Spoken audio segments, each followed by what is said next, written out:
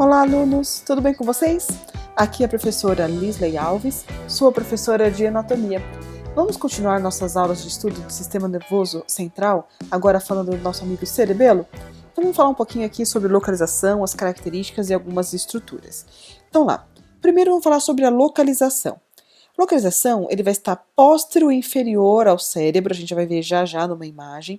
Ele é póstero inferior ao cérebro, pertinho lá do osso occipital. Ele vai se relacionar com a ponte. Nesse relacionamento com a ponte anteriormente, ele vai ter um formato, um espaço triangular, que vai ser o quarto ventrículo, certo? Aqui, diferente do que acontecia na medula, que a substância cinzenta era por dentro e a substância branca era por fora, aqui a distribuição da substância branca e da substância cinzenta vai ser igual à do cérebro, que é totalmente o inverso da medula.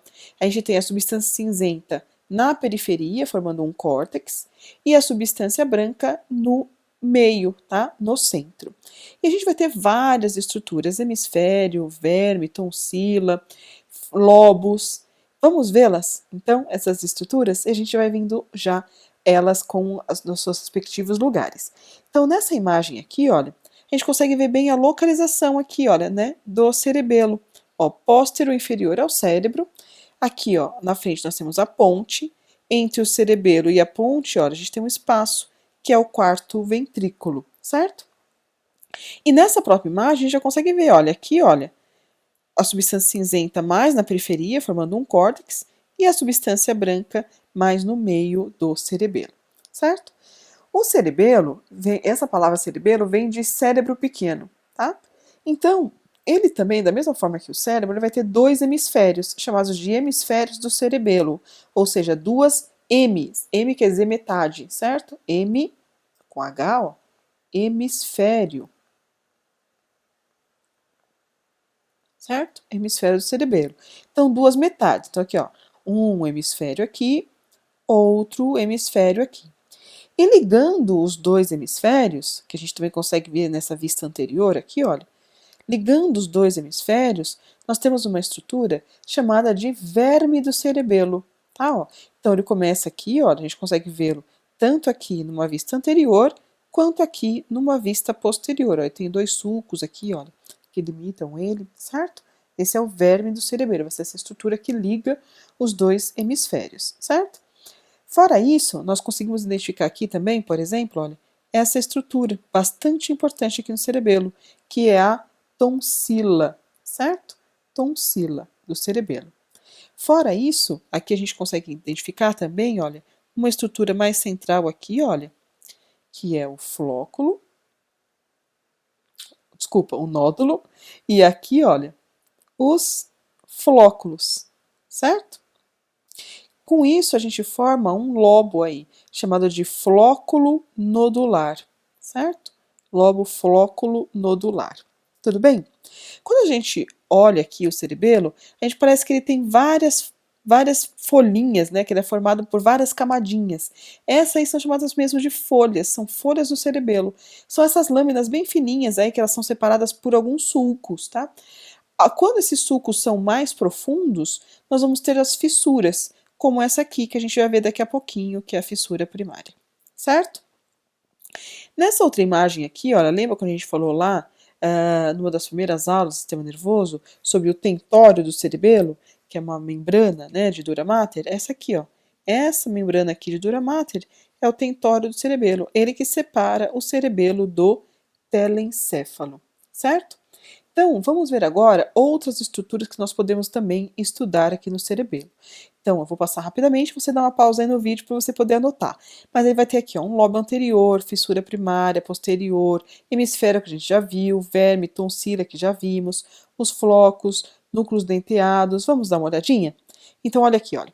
Primeiro, vamos começar aqui pelo núcleo denteado. O núcleo denteado, ele vai ser... Núcleo geralmente é uma porção de substância cinzenta no meio da substância branca, tá? Então, o núcleo denteado vai ser esse aqui, olha. Tá vendo essa estrutura aqui, olha? Então, olha aqui a organização. Bem na periferia, a gente tem substância cinzenta. No meio, substância branca, totalmente inverso da medula, né? E aqui, olha, a gente tem um conjunto de substância cinzenta lá no meio, formando um núcleo. No caso, pelo formato dele, chama-se núcleo denteado. Tem outros núcleos também aqui no cerebelo, mas a gente não vai entrar nesse pormenor nessa aula, ok? Nessa próxima imagem, ó, que é aquela mesma que a gente já tinha visto antes, a gente vai começar a ver outras informações além das que a gente já viu, certo? Que são os lobos, né? O verme, que a gente já falou, os hemisférios, né, do cerebelo. Vamos ver agora um pouquinho sobre os lobos. Da mesma forma que o cérebro, quando a gente tiver aula do encéfalo, vocês vão ver, quando a gente tiver lá na aula de telencéfalo, a gente vai ver que o cérebro ele é dividido em 2 hemisférios e cada hemisfério é dividido em lobos. Aqui no cerebelo vai acontecer algo bem parecido. A gente já viu que ele tem aqui os 2 hemisférios, certo? E esses 2 hemisférios, eles também vão ser divididos em lobos. Esse lobo aqui, olha, vermelhinho, né, que a gente consegue ver nessa imagem aqui também embaixo, olha, ele a gente chama de lobo anterior, tá? Lobo anterior. Se eu tenho um lobo que chama de anterior, obviamente eu já começo a pensar que eu tenho um lobo chamado de lobo o quê? Posterior. Muito bem. Senão seria só lobo, certo? Posterior. Que é esse outro grandão, que aqui nessa imagem está destacado em verde, né? Ó, lobo posterior. Dividindo os 2 lobos, a gente tem que ter um sulco mais profundo. E quando o sulco é mais profundo, a gente chama de fissura. Nesse caso aqui, vai ser essa fissura aqui, ó, chamada de fissura primária. Vamos colocar ela um pouquinho mais grossa aqui para a gente poder ver, ó. Fissura primária. A fissura primária é que vai ser responsável por separar aí o lobo anterior do lobo posterior, certo? Perfeito. Aí, fora isso, nós temos lá, lembrando, os 2 flóculos, que são esses 2 laterais, e o nódulo, que é essa massa mais central, certo? Como se fosse a cabeça lá do verme, certo? O nome do verme é verme mesmo, porque parece um verme, tá? Esses 2, quando se juntam, por isso que está em verdinho aí, eles formam um terceiro lobo do cerebelo, que é o lobo flóculo nodular. Então, o cerebelo ele vai ter para a gente 3 lobos. Quais são eles? Lobo anterior, que nessa imagem está em vermelho, certo?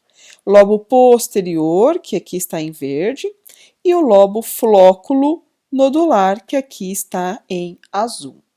Tudo bem? Então, essas são as principais estruturas aí do cerebelo, certo? Agora, para que serve o cerebelo? O cerebelo, ele é um órgão bastante importante, apesar de, mesmo que tenha uma destruição total do cerebelo, a pessoa ainda pode continuar sobrevivendo, mas ele que vai avaliar se os movimentos que foram iniciados lá nas áreas motoras do cérebro, se eles estão sendo bem executados. Então, por exemplo, você planejou pegar um copo e levar até a boca. O cerebelo que vai ver se a força que você está fazendo é a necessária, se você conseguiu chegar com o movimento até onde você queria, se você não levou o copo para a testa, certo? Ele que vai avaliar se os movimentos que foram iniciados lá nas áreas motoras estão sendo bem executados. Outra função do cerebelo é coordenar o movimento de precisão. Sabe quando você vai colocar a linha na agulha? Então, cerebelo que ajuda a coordenar esses movimentos de precisão. Além disso, ele também é um centro de aprendizagem de habilidades motoras e automação dessas habilidades motoras. Sabe quando você começa a dirigir? Se você já aprendeu a dirigir, se você ainda não aprendeu, você vai aprender um dia. Você senta no carro, você tem que pensar, peraí, eu tenho que colocar o cinto, agora eu tenho que apertar a embreagem, agora eu tenho que engatar a primeira marcha, e agora ir tirando o pé da embreagem devagarzinho, acelerando e sair, certo? Ninguém pode falar com você, porque senão o carro morre e sai pulando, não é verdade? Depois, com o tempo, esses movimentos já começam a ficar automáticos, certo? Então, essa aprendizagem de habilidades motoras é com o cerebelo, tá? Que acontece. Então, para você montar um quebra-cabeça, daqueles de dado, por exemplo, do cubo mágico, essas habilidades motoras, quem faz, quem é responsável é o cerebelo, certo? Fora isso, uma coisa importantíssima, postura e equilíbrio. Às vezes a gente tem alguns pacientes, por exemplo, que tem um tumor cerebelar, que ele tem um andar parece de bêbado, tá? Porque ele vai ter essa deficiência de controle do equilíbrio e da postura, certo? E tem mais recentemente alguns estudos, até pouco tempo atrás, acreditava que o cerebelo era responsável apenas por partes motoras. Tudo que eu falei para vocês até agora é motor. Agora, mais recentemente, acredita-se que o cerebelo também tenha funções não motoras, tá? Como na cognição, para aprender conhecimentos, ele pode atuar lá na retenção de conhecimentos e também no processo de linguagem, tá? Isso são estudos um pouco mais recentes. Quando a gente fala de filogênese, né, ou seja, de onde veio o cerebelo, ele vai ter lá 3 fases, né, e essas fases vão ser correlacionadas com a complexidade de movimentos que o cerebelo executa, certo? Então aqui, ó, a primeira delas, a gente vai chamar de fase de arquicerebelo, tá? Arquicerebelo, esse que está em azul aqui, ó, arquicerebelo. E ele equivale exatamente ao lobo flóculo nodular, por isso que eu coloquei nessa cor azul, tá? Ele também é chamado de vestíbulo cerebelo. Por que vestíbulo cerebelo? Porque ele tem relação com o aparelho vestibular, ou seja, equilíbrio, tá? E também controle de movimento dos olhos. Então, é um controle de movimento mais primitivo, tá? Um segundo, né, na filogênese aí do cerebelo, a gente chama de paleocerebelo, tá? É um período mais assim intermédio. A gente também chama de espinocerebelo. Por que espinocerebelo? Tem alguma coisa a ver com a medula espinal, tá? Então vai regular tono muscular, controle postural, tá? E ele vai ser executado aqui, ó, principalmente pelo lobo anterior, tá? E o neocerebelo, né, é o mais novo de todos no desenvolvimento, então é o cérebro-cerebelo, né? Por que cérebro-cerebelo? Porque ele modula toda a atividade voluntária e também memórias de procedimentos, tá? Então, aquele movimento aprendido, né, o procedimento aprendido, é nesse cerebelo, nessa parte do cerebelo que ela fica, mas ele é responsável, tá? Então, aqui, ó, vai ser aqui por esse lobo maior aqui do cerebelo. Certo, crianças? Tudo bem? Então, esses são algumas das funções aí, né, da filogênese do cerebelo, certo?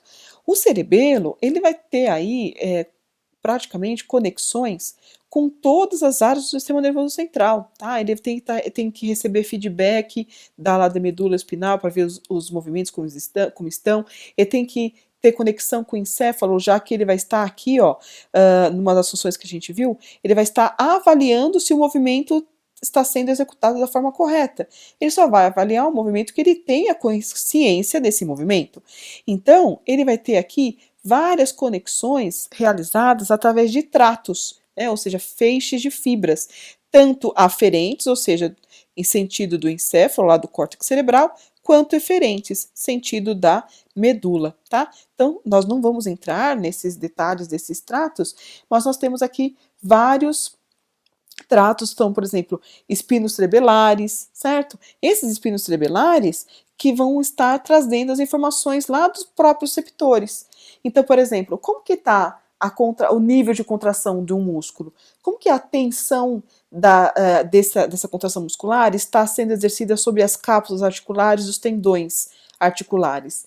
Né? E será que está sendo muita tensão? Será que eu posso ter uma lesão por conta disso? Certo? Qual que é a posição e a velocidade dos movimentos das partes do corpo, por exemplo? Né? Será que eu estou fazendo mais força do que o necessário? Quem nunca pegou, por exemplo, uma caixa, foi pegar uma caixa que estava em cima da mesa, e aí você fez muito mais força do que seria necessário, porque a caixa estava vazia. E aí você foi pegar a caixa, opa, deu um passo para trás, até o seu cerebelo se organizar e você não perder o equilíbrio. Porque todo esse movimento foi toda essa programação de qual força que eu tenho que fazer para pegar essa caixa foi feita também através do cerebelo, certo? Se o paciente, por exemplo, tem uma lesão de cerebelo, ele pode apresentar, por exemplo, o que a gente chama de ataxia. A gente não vai entrar aqui em partes clínicas, é só para vocês terem uma ideia, tá?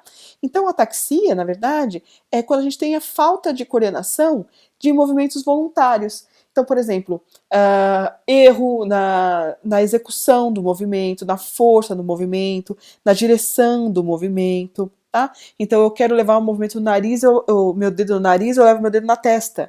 Eu quero levar o dedo no nariz, eu levo o dedo na orelha. Tá? Porque a gente não tem esse controle mais do cerebelo, que tinha esse controle. Falta de equilíbrio, um paciente que tem muita falta de equilíbrio, tem pouco tônus muscular, já que o cerebelo, uma das funções é controlar esse tônus muscular, então o paciente vai ter pouco tônus muscular, hipotonia, tá certo? Tudo bem? Então, só para vocês terem uma ideia da importância de os profissionais da saúde conhecerem todas as funções do sistema nervoso central. Tudo bem? Com isso, nós encerramos a nossa aula de cerebelo. Na nossa próxima aula, a gente vai começar a estudar aí alguns aspectos gerais do cérebro. Tudo bem? Muito obrigada pela sua companhia e até o próximo vídeo. Tchau!